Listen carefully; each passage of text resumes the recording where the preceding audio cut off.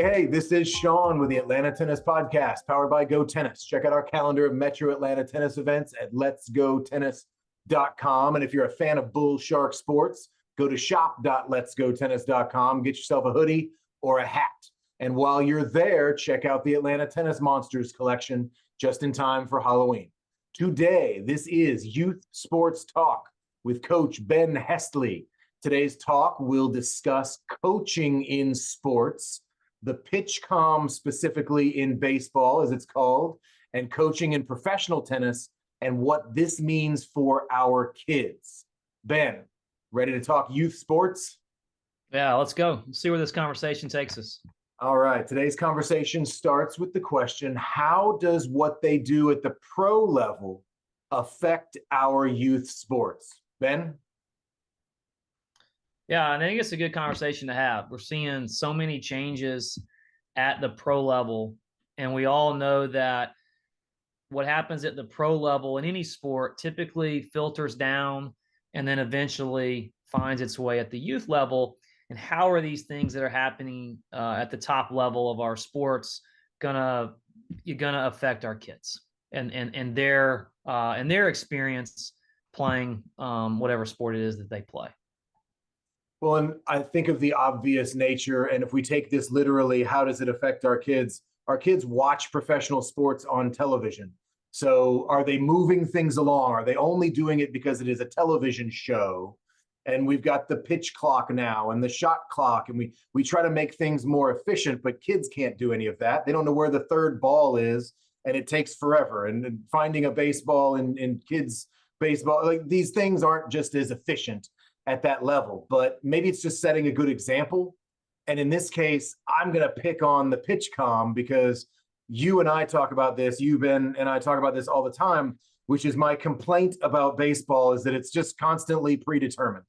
It's you stick a ball in play and everybody knows exactly what to do. And if you're fast enough, maybe you get something extra, but otherwise, you know what's going to happen as soon as the ball leaves the bat. So in this case with the PitchCom, let's start there and say, well, now I'm just telling the player what to do and the player does it and it's successful or it's not. And are we losing creativity even more? Is this just not a coach versus a coach with little players? They might as well just be playing foosball. Yeah, I mean, it's a little different at the major league level with MLB. So just for audience sake, those of you who don't know what PitchCom is, and PitchCom is a company that started this, but there's other companies out there that have these wireless electronic systems. And basically what it is that either a coach or a player puts in baseball case, calls the pitch, and then that pitch comes through what's called a transmitter. And they press in what pitch they want, the location, the type of pitch, the location of that pitch, and it'll send a message to whoever has the receiver. And that receiver can either be like you'll see in the major league pitchers, they'll have a little, it's not like earpiece, but it's kind of this piece up in the top of their cap, they can hear it. So it can be auditory or it can be visual. So it can be, a lot of guys will wear like almost like an Apple Watch looking thing, and it'll show them what the pitch is supposed to be. Now, the major league level, a little different in terms of like decision making taken away from the players, because only the people on the field are able to have these systems. So the coach that's in the dugout, now he can still give like an old school, signs to the catcher, but he can't call in the pitch like maybe you're thinking. So the catcher is the one that typically does that. And there's a few major league players, major league pitchers that like to call their own pitches.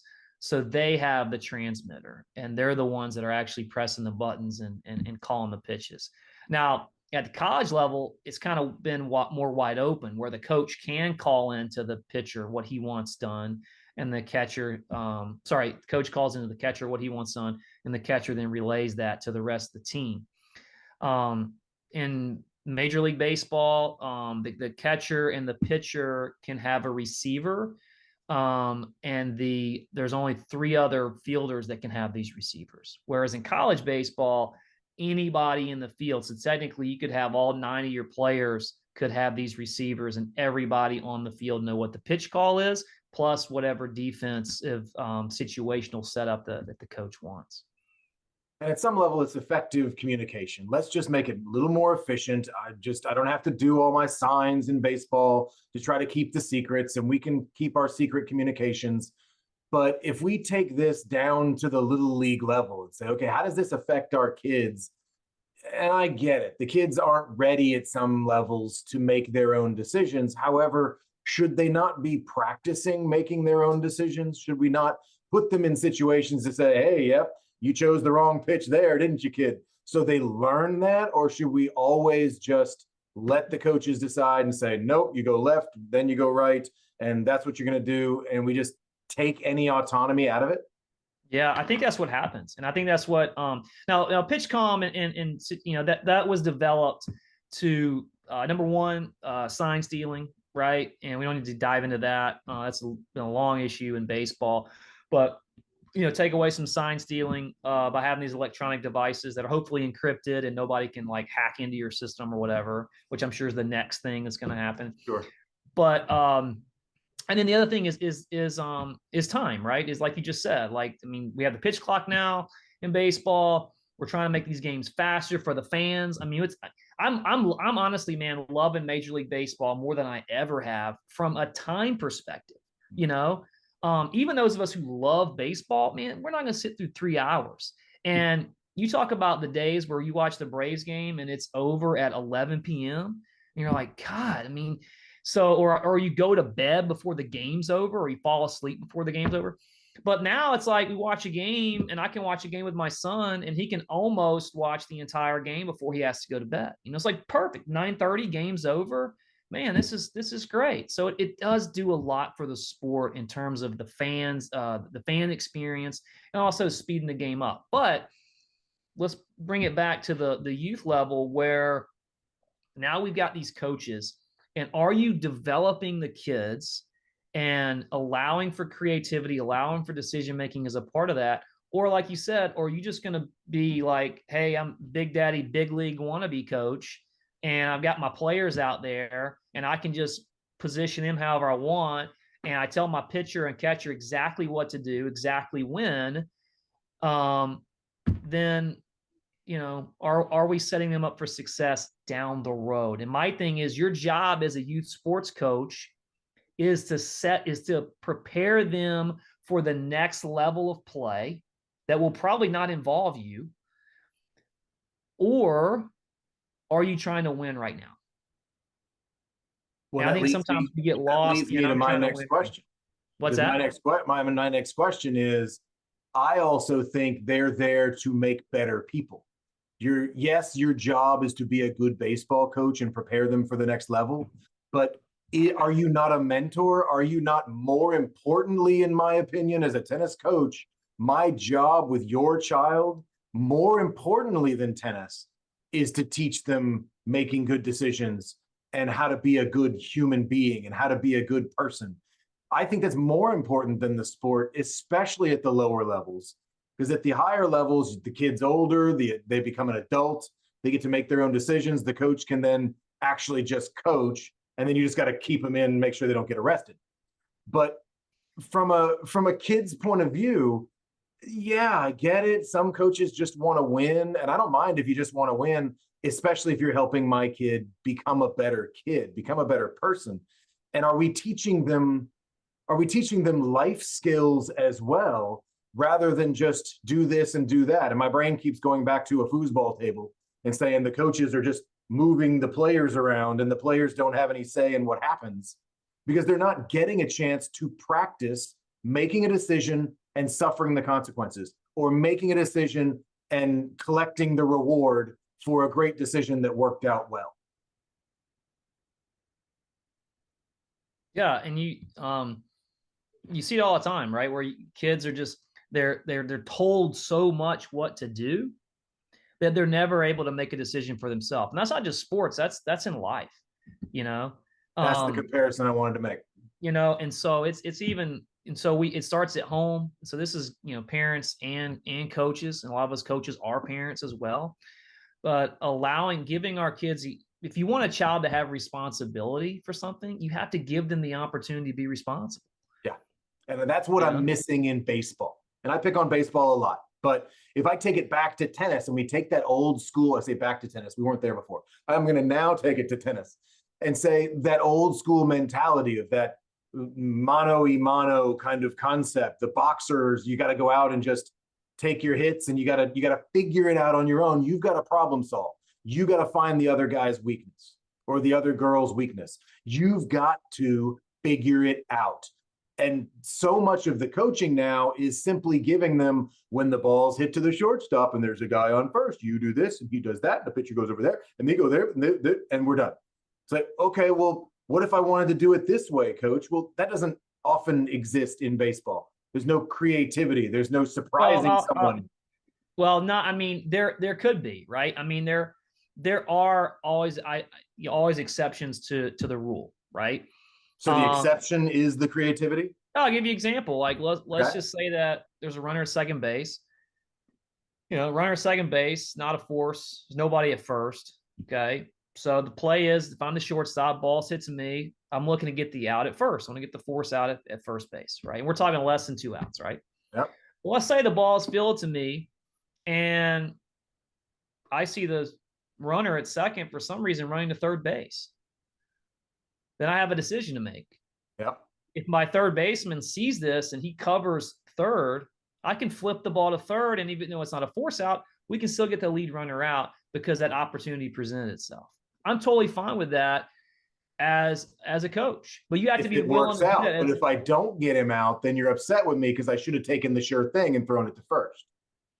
Well, we have a conversation about that, right? And in that case, you need to applaud the player for taking that risk. And we're not good at that as adults. We talk about taking risks all the time, but we also want our kids to be safe. Yep. Right. And often safety means just falling in line with whatever it is we're, quote, supposed to be doing. Yeah.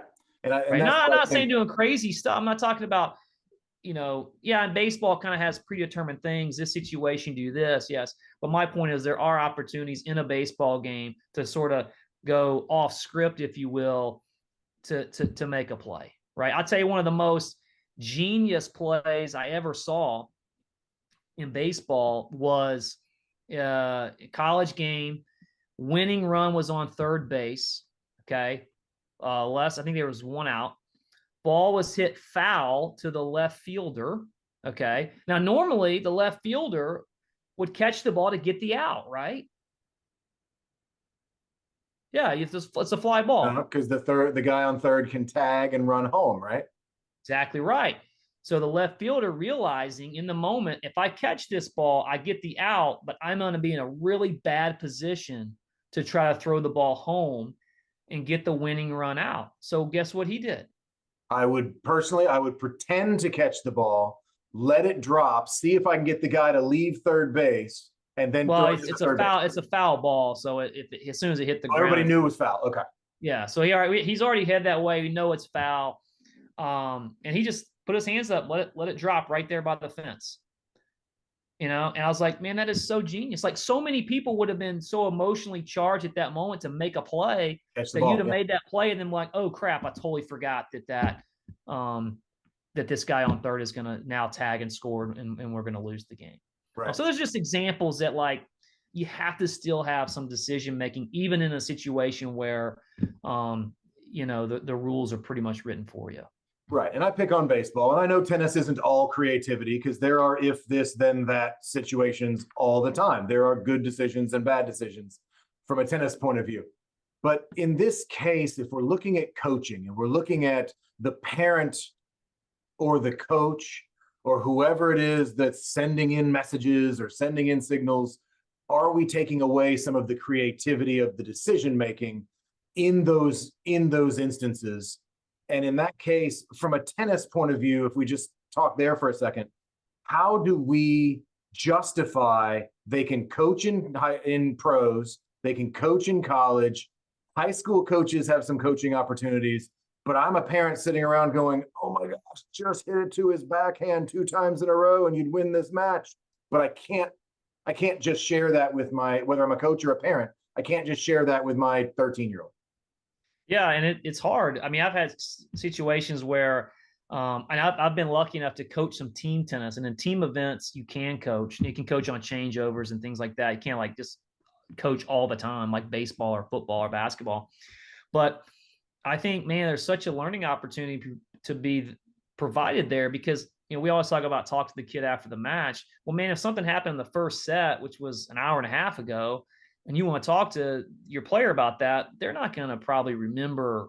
I mean, that was 50 points ago. I can't remember what happened on the last point. So I do think, and I've said before, been an advocate for allowing coaching in junior tournaments and things like that. It could create some problems. I mean, if it's wide open, you got parents all screaming and yelling and coaching and it could be disruptive to the flow of the match. I think about these wearable devices, or these PitchCom type systems. What's to stop a parent from doing that, right? From text. I mean, I remember when I was at Druid Hills, I had to reprimand a tennis pro because I found out that he was telling lady on their alpha team, like, hey, if you're I'm watching matches, and we'd all take turns watching matches. And he told them that, hey, just look at your phone, check your phone. I'll text you, some coaching tips. I'll text you what you need to be doing. And I had it like, dude, that's completely against the rules, number one, and completely ethically against what we're all about as a culture. We don't do that. But it happens, and it happened, and that was in, I don't know, that was probably 10 years ago. So that happened then, and now things are getting faster, and there's more technology. What's to stop a parent from doing that?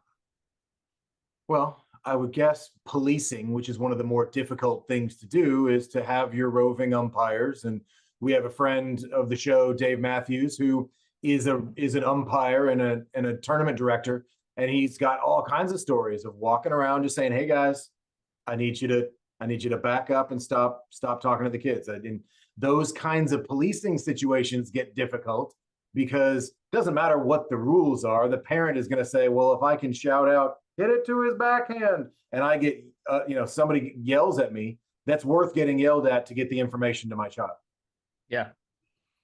So I think the I mean, a lot of policing is parents the do tough that, part. but again, as a parent, think about what message are you sending to your kid? No, the parents are terrible. Look You at know? these parents. They're not out there trying to decide if they could be the best parent they can be.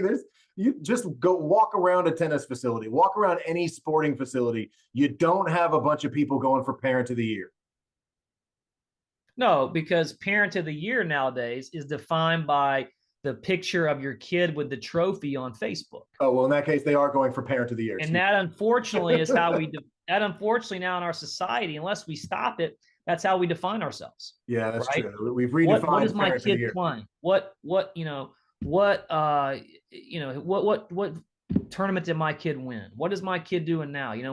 Like, I'm not saying you shouldn't celebrate your child. I'm not saying that you shouldn't post videos and pictures on social media of your kid doing great things. But if your sole existence as a tennis parent is for your kid to win these tournaments, and so you can post on Facebook and give the finger to your high school friends that you're a better parent than them, then there's something wrong there. One of the things that's there's wrong with something society. wrong there. And that's a longer conversation, and probably a different conversation where we have some sort, instead of youth sports talk, we'll have a how to be a better parent. But we all have our points of view on that, and we all think we're doing our best. But there's a time you can walk through any tournament, walk through any city final event, and you've got parents trying to figure out how to bend a rule or how to get away with something. And I know you've got a city final story you want. Well, hey, my city final story is when I was at Druid Hills, we hosted the 10 and under city championship, city finals for several years. And I would always kind of volunteer my time as because USA had a tournament director running the show, and I would volunteer as kind of one of the roaming officials. And I'm roaming around, and I'm noticing that this girl is serving. And again, this is the finals. Okay, this is a 10 under finals. So you probably played 6 or 8 regular season matches. Then you go to the playoffs. You probably play, I don't know, 2 or 3 of those. So let's say you're 10 plus matches in. Okay. She's looking at her mom every time. And the mom wasn't giving her coaching tips so much as she was telling her where to stand to serve and what the score was. And I told the mom, I said, Mom, to the mom, I said, ma'am, you can't do that. You know, she has to, if there's a scoring disputes, you can come to us and we can go monitor, or you think there's a bad line call, we go monitor that or whatever. But you can't tell your kid every time, okay, now go to the left side, Susie. Okay, it's 15 love. Okay. I'm like, are you kidding me? This is the finals. And she lost her mind on me. Mm-hmm. And I'm like, have you been telling your kid? Like, so what have you been doing for these 10 matches before this match? Clearly your kid hasn't learned how to keep score in the 10 matches that she's played before the finals. And I think with no oversight, that's what happens, right? We have problems at USTA tournaments where we do have officials, right? But let's take it down even further than that, where you're playing like, your Alta match or your junior team tennis match just against my club versus your club. It's just a bunch of parents out there. There's no USTA or Alta official out there. It's just a bunch of parents. What's going on there? Are we allowing these children to make mistakes, to work through these challenges of playing sports? Or are we just telling them what to do every time? And then it shows up on the, I don't say center stage, but in this girl's case, showed up on the big stage and she had no clue what to do, because mom held her hand through the entire process. And then in that case, the mom says, well, my kid wouldn't be able to do it. She just really struggles with keeping score. Otherwise, she's a good tennis player. So should I not be able to help my child? And then do we have an accessibility? Is accessibility the right word there? Do we have an issue of saying, well, my kid has some sort of thing that doesn't allow them to understand scoring, so she should be allowed to have help? And we end up in some strange conversations there with parents that might just basically justify that their child can't keep score because you haven't forced them to figure it out. But then I come across as insensitive for just saying, be a man and figure it out, right? Yeah, I know. But it's a process, right? It has to happen in practice. Gotta learn. You gotta learn, And I think the PitchCom doesn't help that from a junior point of view. Now, again, it doesn't exist now. My concern is when I pick on Taylor Fritz a lot. The guy's playing well. He's really good. He's top 15 in the world. Don't get me wrong. But I pick on him as an example because he seems to just really only be able to do anything if his coach and his friends are up there saying, good job, Taylor, as opposed to him being a man. And I joke with my 2-year-old, I'm like, come on, be a man, change your diaper like a man. And just having some fun with the idea of figure it out yourself, get out there and handle it and problem solve and learn as much as you can and take your lumps when it doesn't work. Yeah, I think the point here today is like we started with PitchCom and how that influences the game of baseball at a major league level, right? Makes it faster, cuts down on sign stealing. But, those guys have the ability to, a lot of pitchers like to, a few pitchers like to call their own game. Catchers have the ability a lot of times to call their own game. Mike Matheny has a big thing about, coaches not calling the game, let the catchers do it, and it's particularly at the younger levels, because as a response, if you've never had to be responsible for anything at a young level, and then you move up and all of a sudden you're in pro ball and your manager expects you to, because you're an adult and you can't do it, then that's a big problem. And that's going to set you back. And that's Matheny's big deal is don't do things at the youth level that are going to set you back at the higher levels. And I think systems like PitchCom are warning signs for that, right? If we take that down to the youth level and all of a sudden a coach is able to fully control everything that happens on the field, completely removes the responsibility from the players, we're just not, it's a dangerous thing to do because we're not setting them up for success at future levels. I think that's missing the point of coaching. It's missing the point of sports, and especially youth sports. Yes, I want my child to be great, and that'd be fantastic. But you know what? Did he learn to get along with his friends? Did he learn to work as a team? Because he's my son, right? Is he learning the things he needs to learn and be able to listen to the coach, and then also come back and say, hey, I had some creative ideas and I wasn't allowed to do that. maybe I shouldn't play baseball anymore. Well, maybe you should just look for more creative situations. And maybe there is creativity there. Maybe there is decision making, but we're just not allowing it enough, much less even encouraging it. And I think that's where I am with the youth sports is, you know what, guys, I'm going to help you if you need me. If you just lose track of the score, raise your hand and say, I'm sorry, I forgot the score, and own it. But to have some secret system with mom where the score is coming in all the time, it's just a crutch for the kid. And I don't appreciate it personally. But Ben, my question now at the end, did we answer the question, or was there actually a question? I think so. I think we answered. The biggest message today is for parents and coaches. Keep building those self-reliance and responsibility skills with your kids. Know that every tool isn't, every tool has its advantages and disadvantages. Just like these phones. These phones are, can't see my phone because of my background, but phones are fantastic tools, okay? But they also have some cautionary tales in them that we want to try to avoid to teach our kids to be responsible adults. We're raising adults. Or Raising Kids Are going to be adult. In fact, that's a great book if you haven't read it, Raising an Adult. But talks about all this stuff: responsibility, executive functioning, self-reliance, all those sorts of things. Yeah. Responsibility. That's all I have to say on that. There'll be more episodes, I'm sure, that will cover those sorts of subjects. Exactly. All right. Well, we will follow up next time. Ben Hestley, this has been Youth Sports Talk. Thank you so much. We'll see you next week. Have a good day.